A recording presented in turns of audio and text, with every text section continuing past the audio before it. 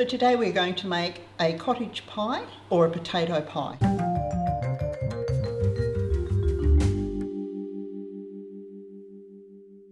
So we're just going to chop our veggies up.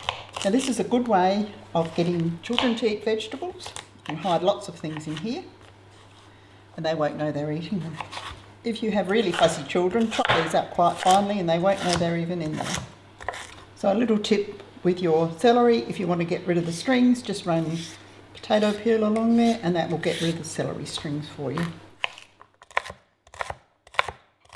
Now we're going to chop our capsicum. Any of these veggies are optional. If you don't have them on hand, they don't have to be in here. And then we just have the jolly onions.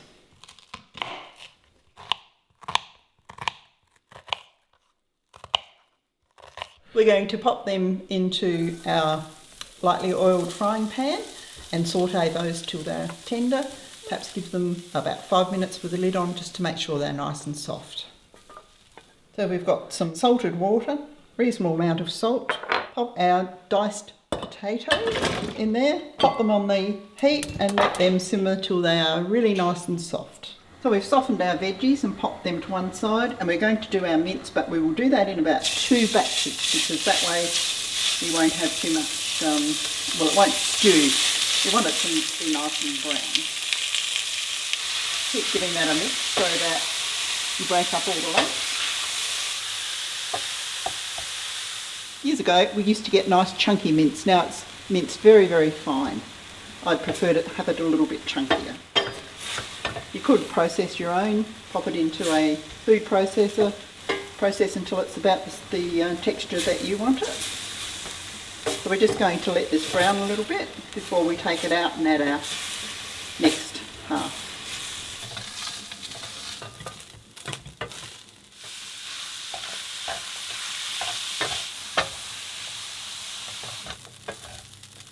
So we're going to add our first lot of cooked mince back into there and our lovely veggies.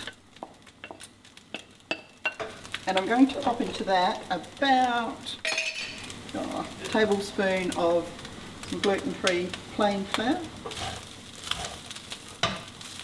And we'll add our other ingredients. So we've got a beef stock cube. If you've got beef stock in your fridge, use that and don't add any water to it. It would be fine. 1.5 teaspoons of mixed herbs. Some pasta sauce. 1/4 cup, maybe not quite that much, of Worcestershire sauce. A bit more. And 1/2 cup of tomato sauce. And we've got some lovely Nuremberg tomato sauce, which is gluten-free. So mix that through. I'm just going to turn down. And I'm going to add some liquid to it, so I've just got some water.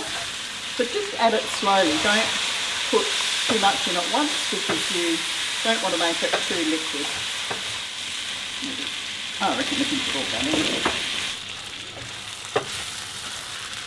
So I'm going to pop the lid on that now and put it onto a lower heat until our potatoes are cooked.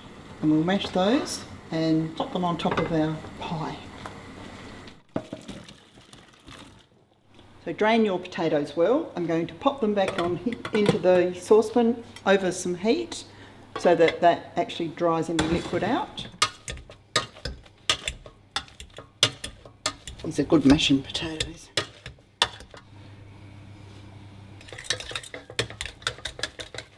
So we're going to add some cream. You can add milk, whatever you prefer. See how that goes. We might need to add some more. I want them to be fairly creamy so they're easy to spread on top of your pie. Okay, we have our lovely base for our potato pie. Oh, that smells delicious. So we're going to ladle some into this casserole dish. Now you can use whatever size dish you have. See how that goes for that one. And then we can get fancy and pipe this on, but we're just going to plop it on. So we've got lovely creamy mashed potato. You could sprinkle cheese on top if that's what you like. You could make this ahead of time. You don't need to pop it in your oven and brown it straight away. Make it a few days ahead, it won't matter. Things like this, if they're left, the flavour always develops a little bit more over time. So we're going to pop this into a preheated oven until our potato is lovely and crispy and brown. Here we go. A lovely cottage pie or potato pie is all ready to go. So we have our lovely cottage pie or potato pie, whichever you like to call it. It's out of the oven with a golden crust. You can serve it with a tossed salad maybe, or with some extra veggies, some green beans, some sweet potato, and enjoy.